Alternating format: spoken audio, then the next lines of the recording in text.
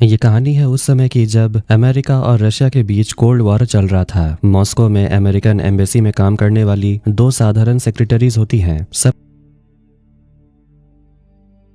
कहानी की शुरुआत साल 1976 से होती है। तारीख है 24 दिसंबर और जगह है मॉस्को, यूएसएसआर। ये वही समय था जब अमेरिका और रशिया के बीच में कोल्ड वॉर चल रही थी। सड़कों पर हम बीट्रिस नाम की एक औरत को देखते हैं। वहीं कोई ऐसा शख्स भी था जो बहुत से लोगों की तस्वीर ले रहा था। इसके बाद हम टॉम और क्रिस नाम के दो आदमियों को देखते हैं जो आपस में बातें कर रहे थे। असल में वो दोनों अमेरिकन स्पाई हैं। क्रिस टॉम से पूछता है, सुना है तुम्हारी वाइफ भी यहाँ आ गई है, मुझे उससे मिलना था। टॉम कहता है, तुम उसे जरूर मिलोगे। इसके बाद क्रिस सर्गी नाम के एक आदमी से डिसाइड करने के लिए सिर्फ 1 मिनट होता है। टॉम एक आदमी को देखता है जो अपने कुत्ते को टहला रहा था। वो उससे कहता है, इतनी ठंड में तुम कुत्ते को टहलाने निकले हो? आदमी जवाब देता है, तुम भी तो निकले हो। उधर क्रिस सर्गे से कहता है, तुम्हारा 1 मिनट खत्म हुआ। बीट्रिस एक दुकानदार के पास जाती है जिससे उसने अंडे खरीदे थे। टोटल 6 अंडे थे जिनमें 2 टूटे हुए निकले, लेकिन दुकानदार उसकी मदद करने से मना कर देती है। तभी उसकी मदद करने के लिए ट्वाइला आती है और बीट्रिस से कहती है कि इतनी इज्जत से बात करने की जरूरत नहीं, ये लोग समझते ही नहीं है, इन्हें गाली दो। बीट्रिस घबराते हुए वैसा ही करती है और दुकानदार उसे नए अंडे दे देती है। इसके बाद दोनों आपस में बातें करती हैं। बीट्रिस बोलती है कि यहाँ ज्यादा अमेरिकन दिखाई नहीं देते।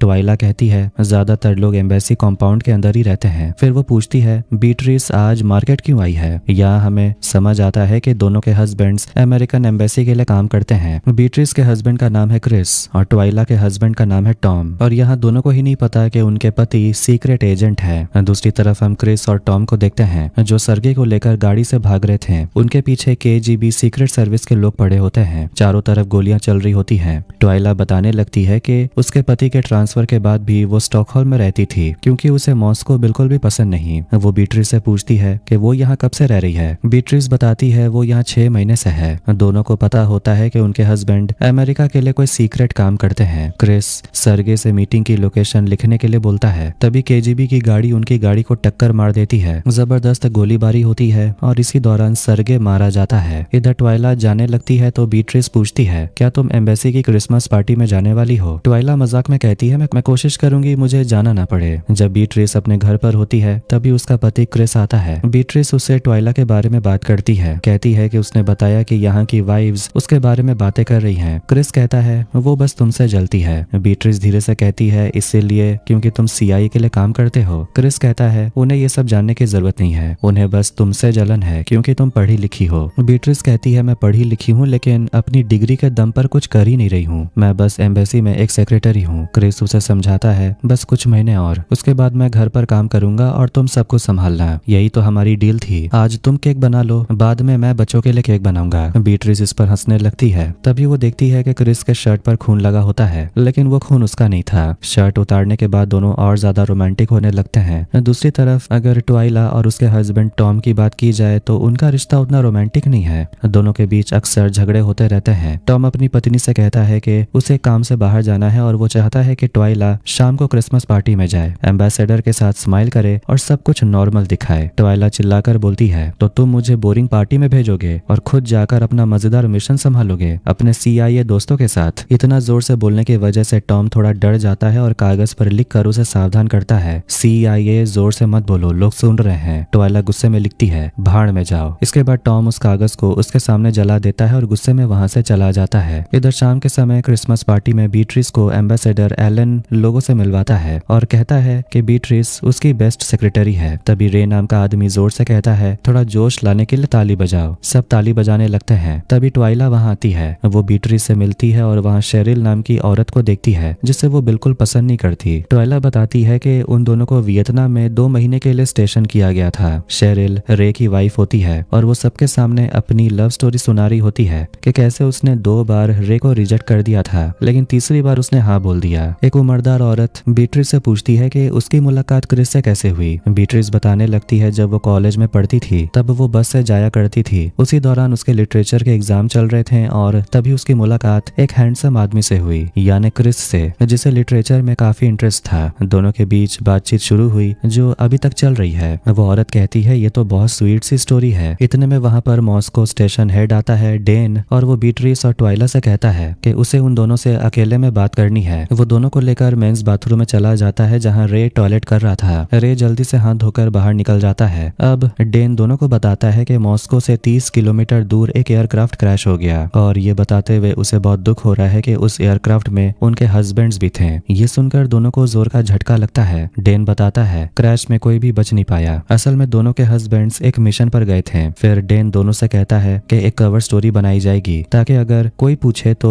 उन दोनों को यही कहना है कि उनके हस्बैंड्स डिप्लोमेटिक मीटिंग के लिए जा रहे थे और रशियन एयरक्राफ्ट मेल फंक्शन की वजह से क्रैश हो गया। डेन ये भी बोल देता है कि अब आप दोनों को घर लौटना होगा और बहुत अफसोस है कि उनके साथ ये सब हुआ। बीट्रिस पूरी तरह टूट चुकी होती है। ट्वाइला भी शॉक में थी और वो बीट्रिस को लेकर वहां से चली जाती है। आखिर में दोनों अमेरिका आ जाते हैं। बीट्रिस के पास क्रिस का एक कार्ड होता है जिस पर रशियन लैंग्वेज में कुछ लिखा हुआ था। घर का दरवाजा बीट्रिस की दादी मान्या खोलती है। पहले वो बीट्रिस को संभालने के लिए गले लगाती है, फिर उसे कमरे में जाने को बोलती है। ट्वाइला इंडियाना पहुंचती है और अपनी माँ को ढूंढते हुए रिक नाम के आदमी से मिलती है। वो पूछती है क्या मेरी माँ यही है? रिक कहता है कि वो तो यहाँ से कब की जा चुकी है, इसीलिए ट्वाइला वहाँ से चली जाती है। बीट्रिस समझ नहीं पा रही होती है कि अब वो अपनी लाइफ के साथ क्या करेगी। उसकी दादी उसे कहती है अब शांत हो जाओ और बताओ तुम सच में क्या चाहती हो। बीट्रिस कहती है मैं जानना चाहती हूँ कि क्रिस के साथ क्या हुआ। उसकी दादी कहती है कभी कभी हम ये जान नहीं पाते कि अपनों के साथ क्या हुआ है। तुम्हारे दादाजी के साथ क्या हुआ ये मैं कभी नहीं जान पाई। बीट्रिस अपनी दादी को वही कार्ड दिखाती है जिस पर रशियन भाषा में कुछ लिखा था। दादी कहती है ये शायद मॉस्को का कोई स्लैंग होगा, मुझे नहीं पता। बीट्रिस कहती है कार्ड मुझे क्रिस के पॉकेट में मिला था। डेन से बात करने के लिए जॉर्ज बुश आते हैं। वो पूछते हैं कि आखिर उन दोनों के साथ क्या हुआ। पूछते हैं क्या केजीबी ने उन्हें मारा। डेन कहता है मुझे पता नहीं है। बुश कहते हैं मॉस्को स्टेशन का हेड कौन है। डेन जवाब देता है मैं हूँ। तो बुश कहते हैं तो इस सब के जिम्मेदार तुम ही हो।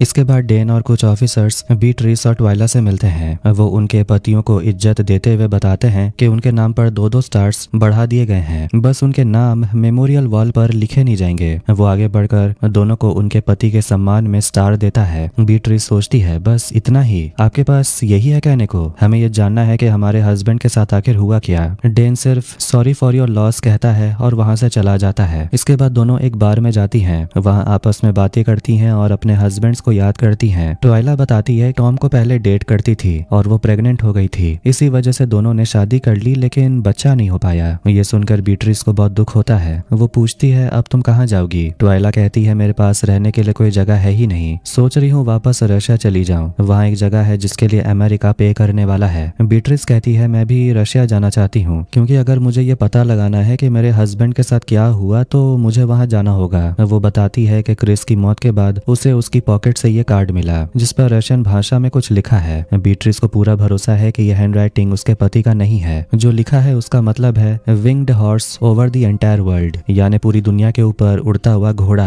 और अगर इसका मतलब समझना है तो उन्हें रशियन जाना ही होगा, तभी वो जान पाएंगी कि उनके बावजूद वो जाकर जॉर्ज बुश से बात करता है और दोनों की तारीफ करने लगता है। जॉर्ज कहते हैं अरे ये दोनों तो लड़कियां हैं, हमने अपने बेस्ट ऑफिसर्स भेजे और तुम इन दोनों को भेजना चाहते हो ताकि सब कुछ बर्बाद हो जाए। ये दोनों तो पहले ही दिन मारी जाएंगी। डेन कहता है यही तो फायदा है, ये औरतें हैं इसीलिए कोई इन पर शक भी नहीं करेगा।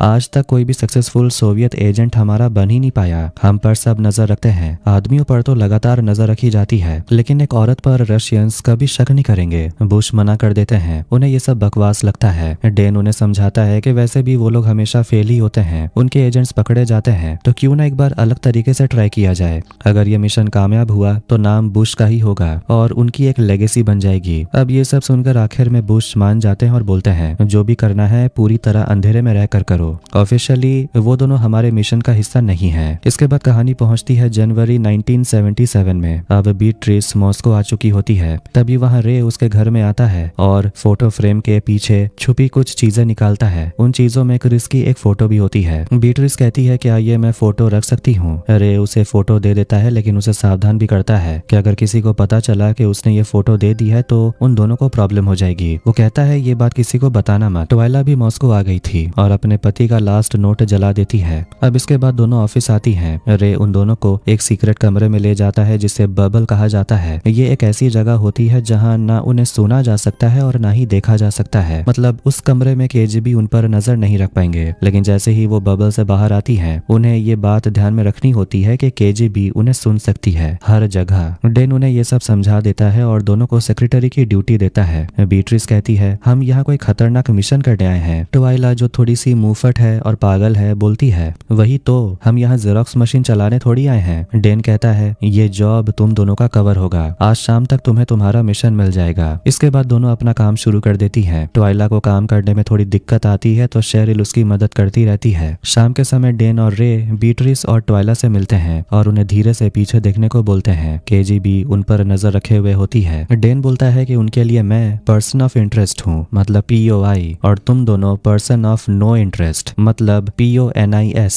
पोनीज। तुम दोनों उनके रडार में नहीं हो। डेन उन्हें केजीबी की गाड़ी के विंडशील्ड पर लगा थोड़ा सा गंदा निशान दिखाता है जो हर केजीबी कार वॉश के बाद रह जाता है। डेन बताता है कि काफी समय से वो एक रशियन जासूस को अपनी तरफ करने की कोशिश कर रहे हैं। एक का नाम है CK सोलर। उसके पास एक बहुत जरूरी जानकारी है और उन्हें वही जानकारी चाहिए। बीट्रिस को CK सोलर से बात करनी है और ट्वाइला को बस आस पास नजर रखनी है। जैसे ही बीट्रिस CK सोलर से मिलेगी उसे एक मैसेज देना है। लगता है आज बर्फ पड़ने वाली है। डेन एक फाइल देता है जिसे पढ़ने के बाद डिस्ट्रॉय करना है और सोलर को देने के लिए एक किताब भी देता है। केजीबी उन पर नजर रखे हुए होती है, इसीलिए डेन ट्वाइला को लेकर वहां से चला जाता है, ये दिखाने के लिए कि जैसे वो लोग यहाँ डिनर के लिए आए थे। और उसे ट्वाइला की लगातार बक बक भी सहनी पड़ती है। रास्ते में डेन की मुलाकात आंड्रे नाम के एक रशियन आदमी से होती है जो केजीबी के लिए काम करता है। वो मुस्कुराते हुए ट्वाइला से हाथ मिलाता है और दोनों से पूछता है कि वो इतनी रात कहाँ जा रहे हैं। डेन बोलता है हम डिनर के लिए जा रहे थे। आंड्रे अचानक कहता है तुम्हारे पति के साथ जो हुआ उसका मुझे बहुत दुख है। डेन पूछता है तुम किसके बारे में बात कर रहे हो। आंड्रे कहता है सुना है तुम्हारे 2 लोग मारे गए। डेन ज्यादा रिएक्शन दिए बिना वहां से चला जाता है। ट्वाइला सोचती है कि क्या ऐसे घूमने से कोई प्रॉब्लम नहीं होगी। डेन उसे कहता है कि अगर वो उसे छुपाने की कोशिश करेंगे तो केजीबी को और भी ज्यादा शक होगा। अगली सुबह ट्वाइला मार्केट जाती है और एक दुकान वाली इवाना को अपने पति का पुराना स्पीकर देती है। बदले में इवाना उसे ठीक करने की जिम्मेदारी ले लेती है। इवाना कहती है ये स्पीकर नहीं बल्कि एंटेना है ब्रॉडकास्ट के लिए। साथ में एक टेप भी होती है जिसे बजाने पर एक अजीब धुन निकलती है। इवान को लगता है कि ये किसी तरह का मोर्स कोड हो सकता है। ट्वाइला उसे कहती है कि वो पता लगाए कि इस कोड का मतलब है क्या और बदले में वो उसे पैसे भी देगी। दूसरी तरफ बीट्रिस अपने पति की याद में अकेली बैठी होती है। ट्वाइला उससे मिलने आती है और बोलती है कि वो क्रिस के पुराने कपड़ों के बदले में उसे पैसे दिला सकती है क्योंकि बाजार में पुरानी चीजें बिक जाती हैं। बीट्रिस बोलती है कि वो अभी इन चीजों को बेचने के लिए रेडी नहीं है। ट्वाइला पूछती है क्या यहाँ कहीं पियानो है। बीट्रिस कहती है मुझे नहीं पता। तभी दरवाजे पर उन्हें लाल रंग का एक निशान दिखता है जो शायद लिपस्टिक का मार्क है। ये देखकर दोनों घबरा जाती हैं। दूसरी तरफ फिल नाम का आदमी आंड्रे को CIA के अंदर की खबरें दे रहा था। वो बताता है कि कोई नया एजेंट तो नहीं आया है लेकिन शायद डेन कोई नया तरीका सोच रहा है। फिल को काम करते समय हीरोइन लेने की आदत है। आंड्रे इस बात पर उसका मजाक उड़ाता है और उसे थोड़ा सा हीरोइन दे देता है। फिर आंड्रे उसे मारने के लिए आगे बढ़ता है। बोलता है वैसे भी तुम नशा करते हो, एक ना एक दिन तो तुम्हें मरना ही है और किसी को शक भी नहीं होगा। इधर रात के समय बीट्रिस और ट्वाइला एक पब में आती हैं क्योंकि वहां उन्हें CK सोलर से मिलना होता है। अंदर जाने से पहले बीट्रिस अपनी वेडिंग रिंग निकाल देती है ताकि सब उसे सिंगल समझें। बीट्रिस एक बूढ़े आदमी से कहती है लगता है आज बर्फ पड़ने वाली है, लेकिन वो आदमी मौसम के बारे में उल्टे सीधे सवाल पूछने लगता है। मतलब वो गलत आदमी था। उधर ट्वाइला की एक आदमी से मुलाकात होती है जो उसे परेशान करने लगता है। आखिरकार बीट्रिस को CK सोलर मिल जाता है। वो एक हैंडसम रशियन आदमी है और उसे बिल्कुल भी उम्मीद नहीं होती कि उसे मिलने के लिए एक खूबसूरत औरत आएगी। बीट्रिस सोलर को किताब देती और कहती है इसके पन्ने फाड़कर पानी में भिगो देना, तुम्हें तुम्हारे इंस्ट्रक्शंस मिल जाएंगे, उसके बाद इन्हें डिस्ट्रॉय कर देना। ट्वाइला उस आदमी से परेशान होकर उसे वहां से भगा देती है। तभी उसकी नजर पब के दरवाजे पर लगे एक स्टिकर पर पड़ती है जिससे उसे समझ आ जाता है कि ये वही निशान है जो कार्ड में लिखा था, दुनिया के ऊपर उड़ने वाला घोड़ा। वहां उसे KGB की गाड़ी दिखाई देती है। अंदर आंड्रे बीट्रिस को देख लेता है और आकर दोनों से बातें करता है। वो कहता है ये मेरा टेबल है लेकिन कोई बात नहीं, तुम दोनों बैठो। आंड्रे बीट्रिस से अपना परिचय देता है। जवाब में बीट्रिस कहती है मेरा नाम नाडिया है, मैं यहाँ स्कूल टीचर हूँ। आंड्रे समझ जाता है कि वो अमेरिकन है। वो उसे पूछता है कि वो यहाँ कर क्या रही है और वजह बताने को बोलता है, लेकिन बीट्रिस इतनी डर जाती है कि एक शब्द भी बोल नहीं पाती।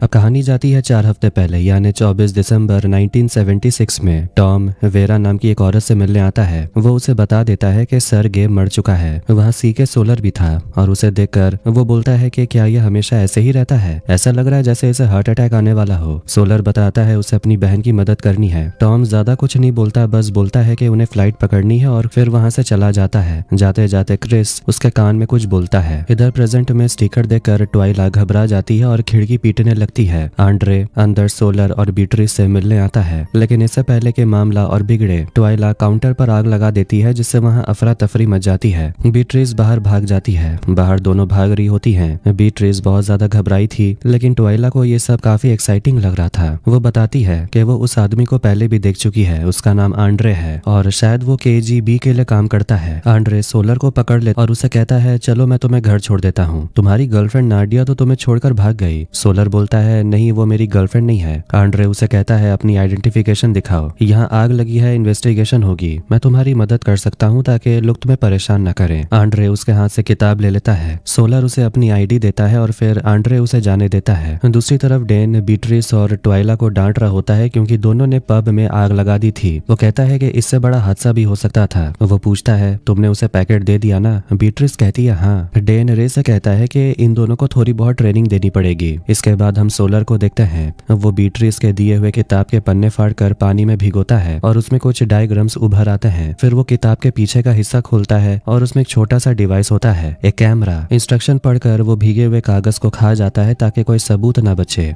अगली सुबह ऑफिस में ट्वाइला आराम से पूरा पैकेट केक खा रही होती है। ये देखकर शेरिल उस पर चिल्लाने लगती है कि स्वीडन से ये सारा सामान महीने में सिर्फ एक बार आता है और इसे पूरा महीना चलाना पड़ता है, लेकिन ट्वाइला ने एक ही दिन में सब कुछ खत्म कर दिया। तभी शेप नाम का आदमी अंदर आता है जो ट्वाइला का बॉस है। वो बताता है कि उसे IBM में जॉब मिली थी, लेकिन उसने वो छोड़ दी क्योंकि वो यहाँ काम करना चाहता था ताकि दुनिया में कुछ चेंजेस ला सके। शेप ट्वाइला से कहता है कि वो उसके दोस्त जॉर्ज टॉलमैन के साथ थोड़ा अच्छा वक्त बिताए, मतलब सिर्फ डिनर पर जाए कल शाम 7 बजे। जाते जाते वो शेरिल को एक कपकेक देता है। सोलर, जिसका असली नाम साशा है, एक फैक्ट्री में काम करता है। अलार्म बजने के बाद सब लोग लंच के लिए चले जाते हैं। सबके जाने के बाद वो वहीं रुकता है और कैमरा से कुछ डॉक्यूमेंट्स की फोटो खींचने लगता है जो उसे उस किताब के अंदर से मिला था। तभी एक आदमी आ जाता है जो साशा उसके सामने उल्टी करने का नाटक करता है और बोलता है, मेरी तबीयत खराब है। दूसरी तरफ डेन और रे बीट्रिस और ट्वाइला को एमिल नाम के एक आदमी से मिलवाते हैं जो फ्रेंच इंटेलिजेंस में काम करता है। उसे मॉस्को के बारे में सब कुछ पता है क्योंकि यहाँ का तरीका थोड़ा अलग है। अब एमिल ही इन दोनों लड़कियों को ट्रेनिंग देने वाला होता है। बीट्रिस जैसे ही फ्रेंच में कुछ बोलती है,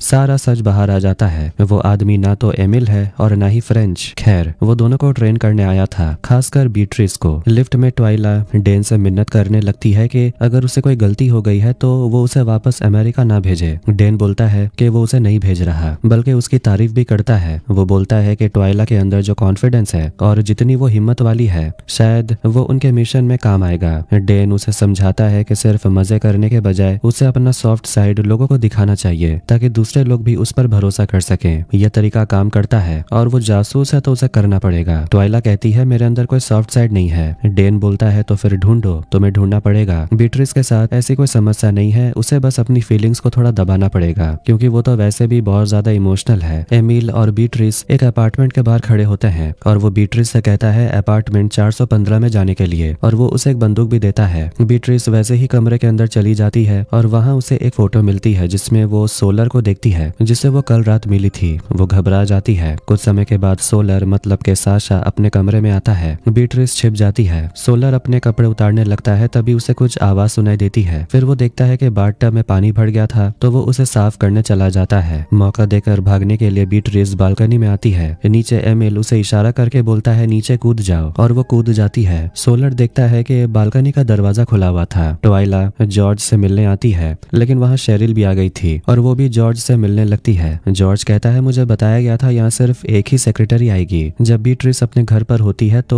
अलमारी के अंदर रखा हुआ एक फोन बजता है। आंड्रे ने उसे कॉल किया था। बीट्रिस घबराकर पूछती है उसे ये नंबर कहाँ से मिला। डिनर के दौरान ट्वाइला जॉर्ज की बातों से समझ जाती है कि वो एक पायलट है। ट्वाइला बताती है कि उसका भी पति पायलट था और वो अब मर चुका है। शेरिल वॉशरूम चली जाती है। जॉर्ज ट्वाइला से पूछता है कि अब वो खुद को कैसे संभाल रही है। ट्वाइला कहती है वो अब ठीक है। उसे पहले से पता था कि उसके पति को कोई समस्या है, लेकिन वो इस सब के बारे में ज्यादा बात नहीं करता था क्योंकि ये सब तो सीक्रेट है। ये कहते कहते वो थोड़ी इमोशनल हो जाती है और माफी मांगने लगती है। वो बोलती है मेरे बॉस ने कहा था तुम्हें थोड़ा अच्छा टाइम दूं, लेकिन मैं तो यहाँ रोने लगी। जॉर्ज बोलता है कोई बात नहीं, मैंने यहाँ अच्छा समय बिताया, तुमसे बात करके अच्छा लगा। बीट्रिस डेन से मिलती है और कहती है कि तुमने मेरे अपार्टमेंट में फोन रखवाया था। डेन पूछता है मतलब उसने तुम्हें कॉल किया? फिर बोलता है वैसे भी अगर तुमने उसे अपना असली नाम नहीं बताया तो हमें तो सारा सेटअप करना तो पड़ेगा। बीट्रिस कहती है कि वो अब उस इंसान से मिलना नहीं चाहती। डेन उसे समझाता है कि यही तो उसका जॉब है और उसे पता होना चाहिए कि ये उनके लिए कितना मददगार साबित होगा।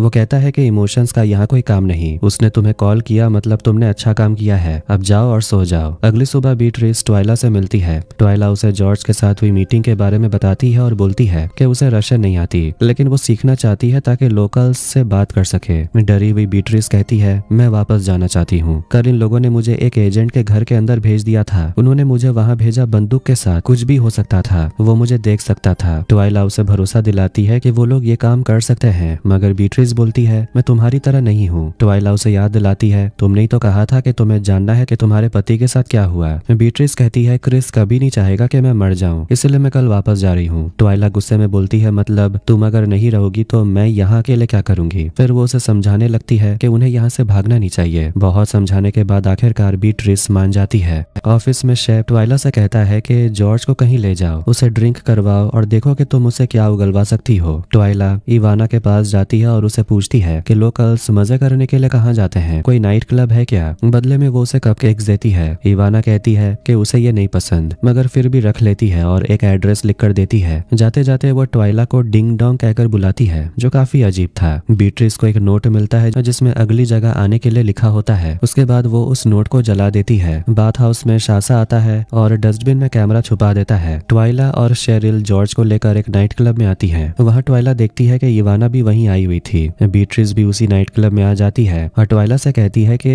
डेड ड्रॉप अभी होने वाला है, उन्हें यहाँ से निकलना होगा। इसलिए वो जॉर्ज से बहाना बनाकर बाहर निकलती है। ट्वाइला बीट्रिस को बताती है कि जॉर्ज भी एक पायलट है और वो काफी एक्सपर्ट है। बातचीत में जॉर्ज बताता है कि हर फ्लाइट का एक पेपर ट्रेल होता है, जिसके बारे में उन दोनों को पता नहीं था। इसके बाद दोनों बाथ हाउस आती हैं। पहले डस्टबिन में कुछ नहीं मिलता, फिर बीट्रिस कहती है कि शायद चेंजिंग रूम वाले डस्टबिन में देखो, और वहाँ उन्हें एक कैमरा मिल जाता है जो साशा ने उन दोनों के लिए छोड़ा था। लेकिन डेन उन दोनों को बताता है कि उस कैमरा में कुछ भी नहीं था। ये वही कैमरा था जिससे सोलर ने अपने फैक्ट्री में कुछ फोटोज ली थी। हताश होकर दोनों बोलती हैं कि उन्होंने अपनी जान जोखिम में डालकर कैमरा लाया, लेकिन कैमरा में कुछ नहीं निकला। फिर डीन बीट्रिस को एक और कैमरा देता है और बोलता है सोलर से जाकर मिलो और उसे बताओ कि इस कैमरा का फोकल डिस्टेंस 18.3 इंच है, इससे ज्यादा या कम होने पर फोटो फोकस में नहीं आएगा। वो बताता है कि मिलना सेमेट्री में होगा और सोलर को सेमेट्री में मिलने का मैसेज ट्वाइला देगी। डेन ट्वाइला को एक किटकैट देता है। अगली सुबह ट्वाइला किटकैट खा रही होती है, तभी साशा यानी सोलर उसे देख लेता है और उसे समझ आ जाता है कि उसे सेमेटरी जाना है। जॉर्ज होटल में रुका होता है, तभी एक रशियन औरत उसे मिलने आती है। हंसते हुए पूछती है क्या वो लंच पर चल सकते हैं। वो अपना नाम स्वेता बताती है। जॉर्ज मना कर देता है और वो औरत चली जाती है। सेमेटरी में बीट्रिस सोलर से मिलती है, उसका हाथ पकड़ती है और चुपके से उसे कैमरा देती है। सोलर को इंग्लिश भी आती है। ये सुनकर बीट्रिस थोड़ी हैरान होती है। वो उसे बताती है कि फोटो ठीक 18 इंच की दूरी से लेनी है और उसे एक 18 इंच का धागा भी देती है ताकि इस बार काम सही से हो। सोलर अपना असली नाम बताता है साशा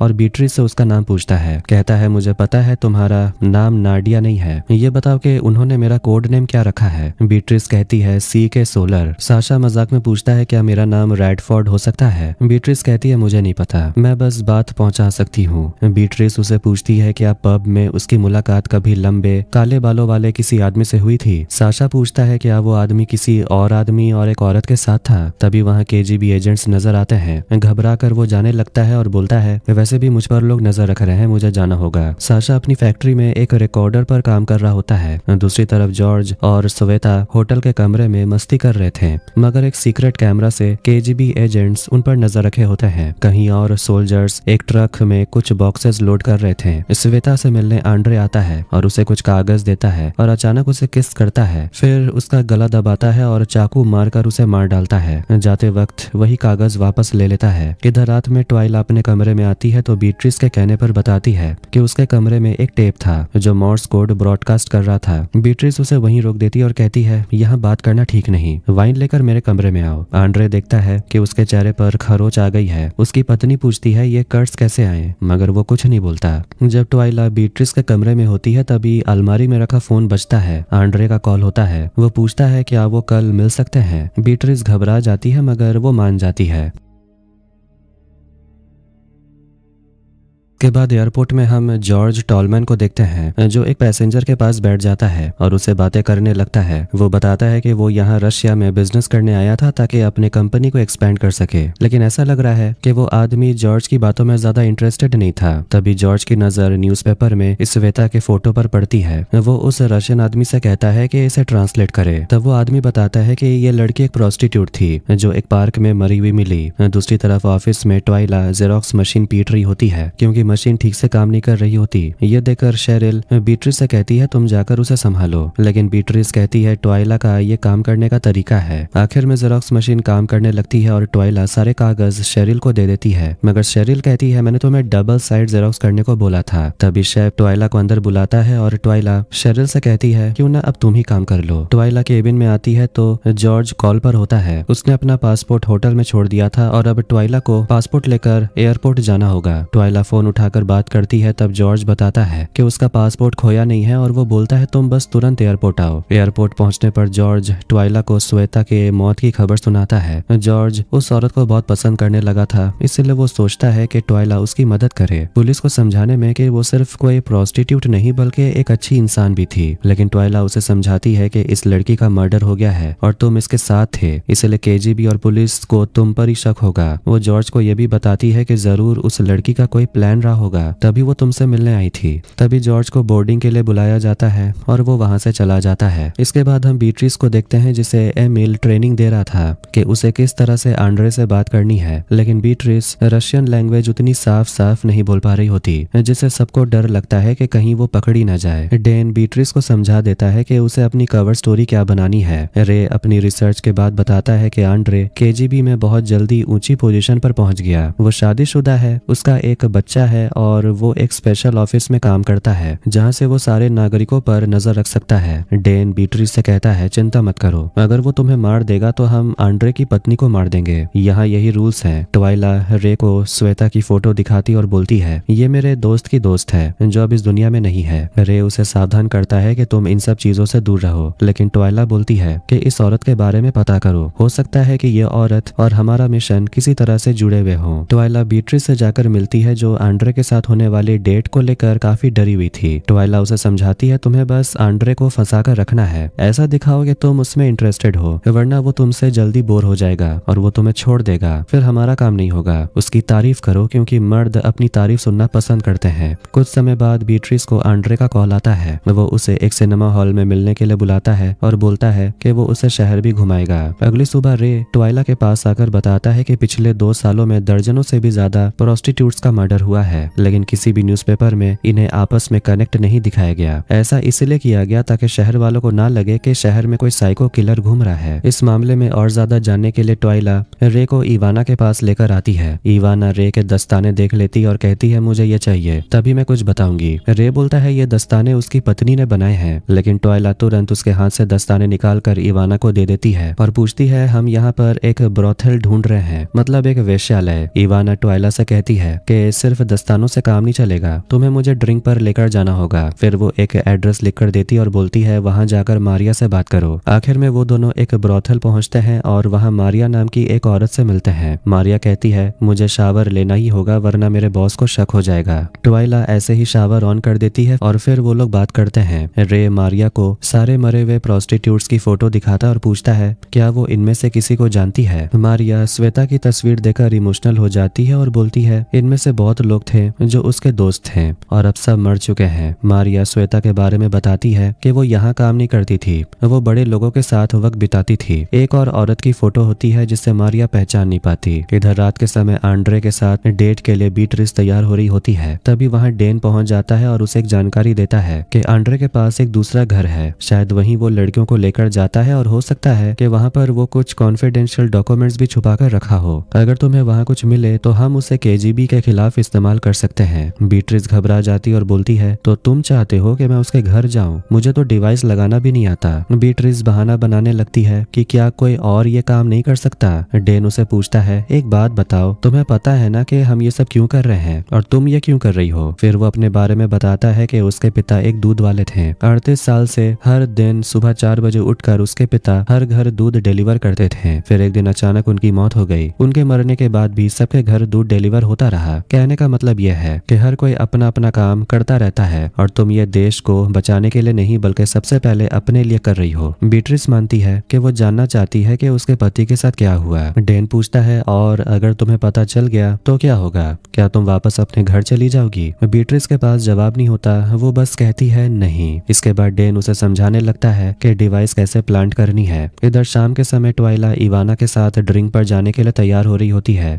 रे उसे मिलने आता है और उसे याद दिलाता है कि तुम उस औरत पर ज्यादा भरोसा नहीं कर सकती। वो औरत सिर्फ पैसों के हिसाब से चलती है। अगर कोई उसे तुमसे ज्यादा पैसे देगा तो वो तुम्हारी जानकारी उसे दे देगी। रे ट्वाइला से कहता है उसे सिनेमा हॉल जाना चाहिए जहाँ आंड्रे बीट्रिस से मिलने वाला है। आखिरकार बीट्रिस आंड्रे से मिलती है और दोनों वहाँ बातें करने लगते हैं। इवाना ट्वाइला का ड्रिंक पर इंतजार कर रही होती है, लेकिन ट्वाइला वहाँ पहुँचती तो है पर अंदर नहीं जाती। वो बीट्रिस पर नजर रखने के लिए सिनेमा हॉल चली जाती है। बीट्रिस आंड्रे का ध्यान खींचने की पूरी कोशिश करती है। तभी एक आदमी आंड्रे से कुछ कहकर चला जाता है। आंड्रे फिर बीट्रिस से कहता है उसे जाना पड़ेगा और वो अगली बार जरूर मिलेंगे। दोनों बाहर आते हैं और आंड्रे बीट्रिस से कहता है कि वो उसे कल कॉल करेगा, लेकिन अचानक बीट्रिस पहल करती है और आंड्रे को किस कर लेती है उसे रोकने के लिए। आंड्रे थोड़ा हैरान होता है मगर खुश भी था। इसके बाद दोनों गाड़ी में थोड़े रोमांटिक हो जाते हैं। बीट्रिस उसे बता देती है कि उसका पति पिछले साल क्रिसमस से पहले मर चुका है। आंड्रे बीट्रिस को अपनी जगह ले जाने के बजाय बोलता है कि वो बीट्रिस के घर जाना चाहता है। बीट्रिस उसे साशा के घर के बाहर ले आती है। अंदर जाने से पहले वो कहती है, मेरा घर अभी बहुत गंदा है, मैं तुरंत जाकर सब कुछ ठीक करके आती हूँ, मुझे ना सब कुछ परफेक्ट चाहिए। आंड्रे मान जाता है। बीट्रिस भागते हुए साशा के अपार्टमेंट में आती है जो उस वक्त नहा रहा होता है। बीट्रिस उसे कहती है उसे कुछ समय के लिए उसका अपार्टमेंट चाहिए। वो बताती है कि वो आंड्रे से मिलने गई थी, उनके बीच बातें बढ़ गई और आंड्रे अब उसके घर आना चाहता है, लेकिन वो तो एम्बेसी में रहती है और उसके पास कोई दूसरे घर का पता भी नहीं है, इसलिए वो उसे यहाँ ले आई। इतने में आंड्रे दरवाजे तक पहुंच जाता है। साशा के पास बालकनी से निकलने के अलावा कोई रास्ता नहीं बचता। इसके बाद बीट्रिस सारे फोटो हटा देती है और आंड्रे को अंदर ले आती है। साशा के नीचे आते ही ट्वाइला उससे मिलती है और बताती है कि वो उसी लड़की के साथ काम करती है। साशा ठंड की वजह से कांप रहा था तो ट्वाइला उसे अपने मोजे पहनने के लिए दे देती है, क्योंकि उसने तो पहले से ही 3-3 मोजे पहने हुए थे। थोड़ी देर बाद आंड्रे मुस्कुराते हुए बाहर आता है। साशा और ट्वाइला मिलकर उसकी गाड़ी में लिसनिंग डिवाइस लगा चुके होते हैं। बीट्रिस बाहर निकलती है और वो दोनों उसे बताते हैं कि डिवाइस लगाने का काम हो गया। जाने से पहले बीट्रिस साशा को थैंक यू कहती है और वो भी कहता है कोई बात नहीं। आखिरकार बीट्रिस अपने घर आती है और राहत की सांस लेती है। वो बताती है कि बहुत सालों से क्रिस के अलावा उसने किसी को किस भी नहीं किया था, इसलिए आज जो हुआ वो बहुत अजीब था। ट्वाइला कहती है तुम ये सब अपने पति के लिए ही कर रही हो। बीट्रिस जवाब देती है हाँ, इसलिए तो ये सब और भी ज्यादा अजीब लग रहा है। ड्रिंक करते हुए बीट्रिस ट्वाइला को बताती है कि डेन ने कहा था कि उसके पापा दूध वाले हैं, लेकिन बीट्रिस कहती है ऐसा क्या? डेन ने मुझे बताया कि उसके पापा नेवी में एक छोटे मोटे ऑफिसर थे और वर्ल्ड वॉर 2 में मारे गए, यानी कि दोनों को अलग अलग कहानियां बताई गई। ट्वाइला देखती है कि बीट्रिस साशा के घर से कुछ फोटो लेकर आ गई थी गलती से। बीट्रिस कहती है वो बस इसे छुपाना चाहती थी, कोई बात नहीं, मैं इसे पहुंचा दूंगी। जब ट्वाइला उन फोटो को देखती है तो साशा के साथ एक लड़की दिखाई देती है और ये लड़की वही होती है जिसके बारे में मारिया बात नहीं करना चाहती थी। ट्वाइला फाइल निकालकर बताती है कि कोई तो है जो इन सारी औरतों को मार रहा है और ये औरत भी मारी जा चुकी है। आंड्रे मारिया से मिलने आता है और उसे काम देता है, बदले में उसे ढेर सारे पैसे देता है। ये सब कुछ एमिल डिवाइस के जरिए सुन रहा होता है। कहानी जाती है कुछ समय पहले और उसी रेडियो रूम से टॉम बाहर आता है तो रास्ते में भीड़ लगी होती है। एक औरत की लाश मिलती है और ये औरत वही होती है जो साशा के साथ फोटो में थी। एमिल एक खून लगा हुआ चाकू लिफाफे में डाल देता है।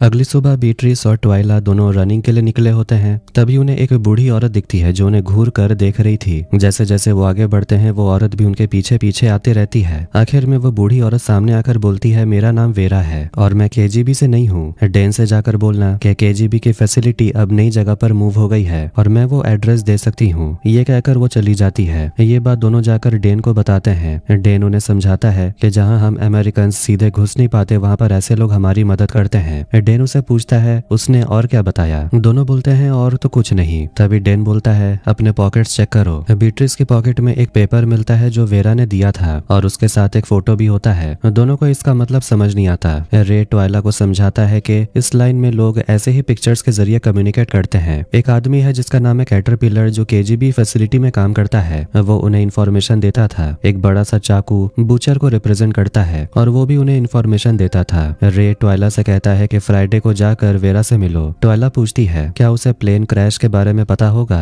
रे कहता है ये तो तुम्हें ही पता करना होगा। दूसरी तरफ आंड्रे नशे के हालत में साशा के घर पहुंच जाता है ये सोचकर के ये बीट्रिस का घर है। साशा कहता है कि वो उसका बॉयफ्रेंड है। आंड्रे कहता है कि नाडिया तो उसके बारे में उल्टा सीधा बोल रही थी। साशा बोलता है कि उनका झगड़ा हो गया था इसीलिए। थोड़ी देर बाद आंड्रे चला जाता है। शेरिल के घर काम करने के लिए एक नैनी ईवी आती है, लेकिन ईवी को देखकर शेरिल कहती है वो उसे नहीं रख सकती क्योंकि वो काफी जवान थी और उसके पास एक्सपीरियंस कैसे होगा, उसे चले जाना चाहिए। लेकिन ईवी कहती है कि वो 13 घंटे का सफर करके आई है। रे ईवी को अंदर बुलाता है और उसे अपने बेटे से मिलने के लिए बोलता है। दूसरी तरफ एम्बेसी में बीट्रिस एम्बेसडर एलन के साथ होती है जो उसे एक पेंटिंग के बारे में बता रहा होता है। शाम के समय बीट्रिस साशा से मिलती है और साशा बताता है कि आंड्रे उससे मिलने के लिए आया था। साशा डर जाता है कि कहीं वो पकड़ा ना जाए, लेकिन बीट्रिस उसे समझाती है कि उसे कुछ भी नहीं होगा। फिर दोनों अपनी झूठी लव स्टोरी के बारे में बात करने लगते हैं क्योंकि उन्हें एक कवर स्टोरी बनानी होती है। साशा बताता है कि वो एक वीडियो टेक्नोलॉजी पर काम करता है और यही टेक्नोलॉजी अमेरिकन उससे चुराना चाहते हैं। डेन से मिलने पर बीट्रिस कहती है कि साशा के साथ जो लड़की है वो जरूर उसकी बहन होगी क्योंकि उसकी तो कोई गर्लफ्रेंड है ही नहीं। डेन उसे पूछता है कि वो आखिर साशा के बारे में इतना क्यों सोच रही है। बीट्रिस कहती है उसे नहीं पता, बस वो इतना जानती है कि साशा उनके लिए अपनी जान खतरे में डाल रहा है, इसलिए वो चाहती है कि वो उस पर भरोसा कर सके। डेन बोलता है कि यहाँ भरोसे पर काम नहीं चलता और शायद उसकी बहन को सोवियत गवर्नमेंट यानी केजीबी ने मार दिया होगा। बीट्रिस पूछती है कि आंड्रे कितना डेंजरस है, क्या उसने बहुत लोगों को मारा है। डेन उसे कहता है कि तुमने तो उसकी आंखों में देखा है, तुम्हें क्या नजर आया। इसके बाद बीट्रिस ट्वाइला से आकर कहती है कि अब समय हो चुका है। इसके बाद ट्वाइला वेरा से मिलने जाती है। वेरा कहती है उसे लगता है कि दूसरी लड़की आएगी क्योंकि वो तो रशियन बोलती है। ट्वाइला कहती है तुम तो इंग्लिश बोल रही हो तो मुझसे दिक्कत क्या है, बताओ क्या चाहिए। वेरा बताती है कि बूचर ने कैटरपिलर से कांटेक्ट करने का रिस्क लिया है, इसके लिए उसे आज रात तक $100,000 चाहिए। इसके अलावा वेरा को एक पासपोर्ट भी चाहिए क्योंकि वो इस देश में और नहीं रह सकती। इतना कहकर वेरा चली जाती है। साशा फैक्ट्री में होता है और काफी नाटक करके एक दूसरे आदमी से अपने काम की चीज चुरा लेता है। जैसे वो काम करके बाहर आता है एक आदमी उसे पीट देता है और उसकी जेब से कुछ निकाल कर ले जाता है। साशा बाद में चेक करता है कि बग डिवाइस उसकी जेब में है या नहीं। ट्वाइला डेन के पास आकर बताती है कि वेरा के साथ जो बातचीत हुई उसमें वेरा को सिर्फ एक अमेरिकन पासपोर्ट चाहिए, लेकिन उनके पास बूचर को देने के लिए $100,000 तो नहीं होते। तो डेन कुछ सोचने लगता है। साशा बीट्रिस से मिलकर एक डिवाइस दिखाता है और फिर कान पकड़कर बोलता है कि अब वो ये काम नहीं करने वाला वरना वो मर जाएगा। बीट्रिस उसे कहती है मुझे पता है तुम ये काम अपने लिए नहीं कर रहे हो बल्कि अपनी बहन के लिए कर रहे हो। साशा पूछता है क्या तुम गलीना को जानती हो, केजीबी ने उसे मार डाला था। बीट्रिस उसे हिम्मत देती है कि अगर वो नहीं लड़ेगा तो उसकी बहन के लिए और कौन लड़ेगा। साशा कहता है कि टॉर्चर से बचने के लिए उसे एक साइनाइड पिल चाहिए ताकि उसे खाकर वो खुद को खत्म कर सके। बीट्रिस ऐसा करने से मना कर देती है। साशा की हालत के बारे में बीट्रिस ट्वाइला को बताती है। ट्वाइला कहती है कि वो उसे साइनाइड पिल दिला सकती है, लेकिन बदले में वो चाहती है कि बीट्रिस एम्बेसडर के ऑफिस से उसकी बेकार लेकिन कीमती पेंटिंग चुरा ले। बीट्रिस ऐसा ही करती है, लेकिन तभी एम्बेसडर एलन लिली नाम की एम्प्लॉय को लेकर कमरे में आता है और दोनों वहां मस्ती करने लगते हैं। लिली शेफ की पत्नी होती है। बीट्रिस बिल्कुल वैसे ही एक नकली पेंटिंग बना लेती है जो एलन के ऑफिस में लगाने के लिए होती है। शाम के समय डेन एमिली के साथ आंड्रे से मिलने जाते हैं और उसे पैसे की जगह एक अखबार का टुकड़ा देते हैं। ये देखकर आंड्रे गुस्सा हो जाता है। डेन कॉन्फिडेंट होकर बोलता है मुझे पता है तुम्हारे पास मेरे खिलाफ वो टेप नहीं है, मुझे अंदर की खबरें मिलती रहती हैं। आंड्रे कहता है मुझे भी पता है कि तुम एम्बेसी के लिए काम नहीं करते। डेन उसे बोलता है कि तुम बस एक मिड लेवल केजीबी एजेंट हो, तुम्हारी औकात बात मेरी बराबरी की नहीं है, जब हम सेम लेवल के हो जाएंगे तब बात करेंगे। ये बोलकर डेन चला जाता है। ट्वाइला वो कीमती पेंटिंग बूचर को दे देती है, जिसका असली नाम पैवेल होता है। पैवेल जानना चाहता है कि ये पेंटिंग किस बारे में है। ट्वाइला को इसका ठीक से पता नहीं होता, लेकिन वो कुछ भी कह देती है। पैवेल पेंटिंग ले लेता है और कैटरपिलर के साथ मीटिंग सेट करने की बात करता है, जिसे केजीबी के ठिकाने का लोकेशन पता है। साथ ही वेरा को पासपोर्ट देने की भी बात होती है, लेकिन उससे पहले ट्वाइला उसे पूछती है क्या उसके पास खुद को खत्म करने की कोई दवा है। वेरा कहती है पहले उसे पासपोर्ट चाहिए। इधर आखिरकार पासपोर्ट तैयार होता है। वेरा अपना अमेरिकन पासपोर्ट देकर बहुत खुश होती है, जिसमें उसका नाम पैमेला लिखा होता है। बदले में वेरा अपने दांत से एक पिल निकालकर ट्वाइला को दे देती है। ट्वाइला पूछती है क्या तुम्हें कुछ पता है कि टॉम और क्रिस के साथ क्या हुआ था। वेरा बताती है कि वो दोनों कॉम्प्रोमेट फैसिलिटी को ढूंढ रहे थे और वो वहीं मारे गए। कैटरपिलर उसी फैसिलिटी के नए कोऑर्डिनेट्स देने वाला है। वेरा बताती है कि वो उसी प्लेन में थी जिसमें टॉम और क्रिस थे। वो लोग एक जगह लैंड करते हैं फैसिलिटी के कोऑर्डिनेट्स पर। पहुंचने के बाद क्रिस और टॉम बाहर निकलते हैं, लेकिन वापस नहीं आते।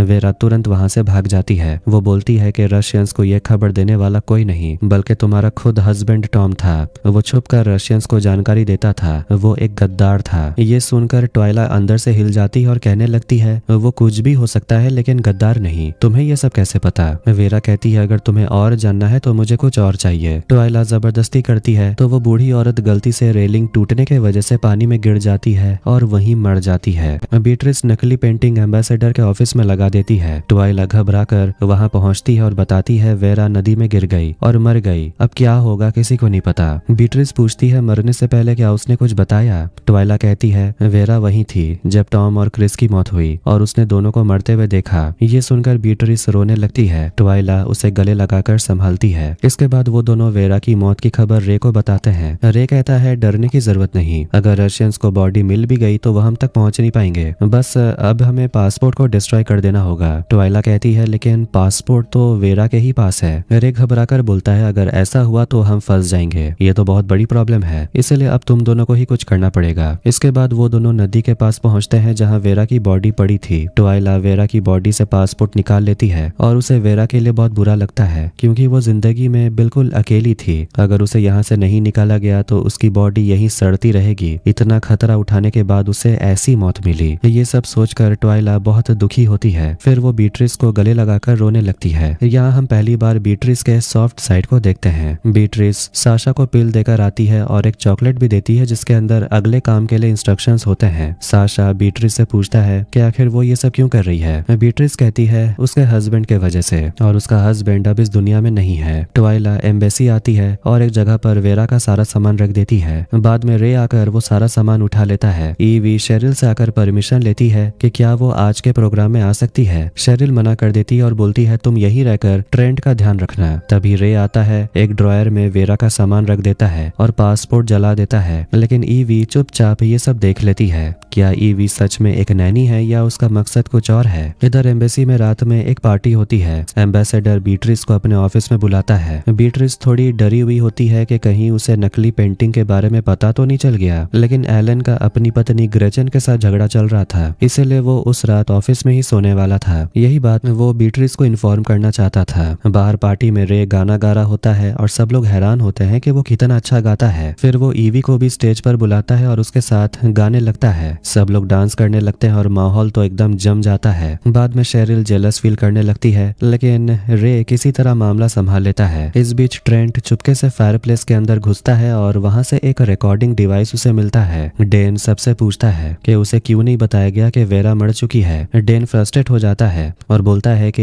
एक और मिशन फेल हो गया। ट्वाइला खड़े होकर कहती है नहीं, बिल्कुल भी नहीं, हमने तो सब कुछ किया। बूचर कैटरपिलर से मिलकर केजीबी फैसिलिटी के कोऑर्डिनेट्स हमें दे देगा, हम बहुत करीब हैं। लेकिन प्रॉब्लम यह है कि अगर कैटरपिलर वेरा को नहीं देखेगा तो शक हो जाएगा। ट्वाइला कहती है कि वो बीट्रिस को वेरा बना देंगे थोड़ा बहुत मेकअप की मदद से। डेन बोलता है ये कोई मजाक नहीं है, वेरा काफी उम्र दराज औरत थी, इसीलिए उन्हें कोई ऐसी रशियन औरत ढूंढनी पड़ेगी जो वेरा की उम्र की हो। बीट्रिस का दिमाग ठनकता है और बोलती है मेरे पास एक रास्ता है। इसके बाद हम बीट्रिस की दादी मान्या को देखते हैं जो अपने घर पर टीवी देख रही होती है। तभी उसके घर की डोर बेल बजती है। तो क्या अब मान्या भी मिशन में शामिल हो जाएगी, ये तो देखेंगे अगले पार्ट में। इस सीरीज का पार्ट 2 जल्दी आ जाएगा। फिलहाल के लिए थोड़ा सा वेट कर लें, और अगर ये वीडियो पसंद आया तो वीडियो को लाइक कर लें और चैनल को भी सब्सक्राइब कर दें। मिलते हैं नेक्स्ट वीडियो में। Take care.